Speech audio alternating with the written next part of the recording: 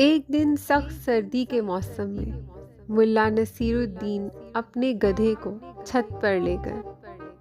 दोपहर के वक्त जब वो गधा नीचे उतारने लगे तो गधा नीचे उतरने के लिए तैयार नहीं था। मुल्ला नसीरुद्दीन ने बहुत कोशिश की, लेकिन गधा नीचे उतरने का नाम ही नहीं ले रहा था। आखिर मुल्ला थक कर खुद नीचे आ गया और इंतज़ार करने लगा कि गधा खुद किसी तरह नीचे आ जाए। कुछ देर के बाद मुल्ला ने महसूस किया कि गधा छत को लातों से तोड़ने की कोशिश कर रहा है। मुल्ला परेशान हो गया कि छत तो बहुत नाजुक है, इतनी मजबूत तो नहीं कि इसकी लातों को सह सके। दोबारा भागकर ऊपर गया, फिर गधे को नीचे लाने की कोशिश की, लेकिन गधा अपनी जिद पर अटका हुआ था और छत को तोड़ने में लगा हुआ था।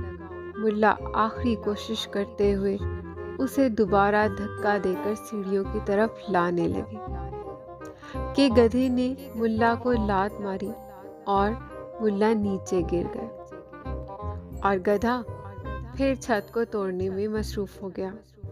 बिलाखिर छत टूट गई और गधा छत समेत जमीन पर आ गिरा। मुल्ला काफी देर तक इस वाक़े पर गौर करते रहे और फिर खुद से कहा, कभी भी गधे को मुकामे बाला पर नहीं ले जाना चाहिए। एक तो वो खुद का नुकसान करता है, दूसरा वो उस मुकाम को भी खराब करता है, और तीसरा ऊपर लेकर जाने वाले को भी नुकसान पहुंचाता है। हम लोग नाअहल गधों को बुलंद मुकाम पर बिठा देते हैं और इन्हें बड़े बड़े अलकाबात दे देते हैं, और फिर यही गधे हमको नीचे फेंक देते हैं और इस मनसब को भी ख़राब कर देते हैं।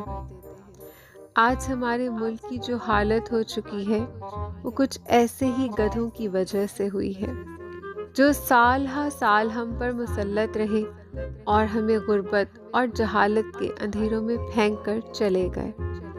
अल्लाह ताला हमें ऐसे गधों से महफूज रखे।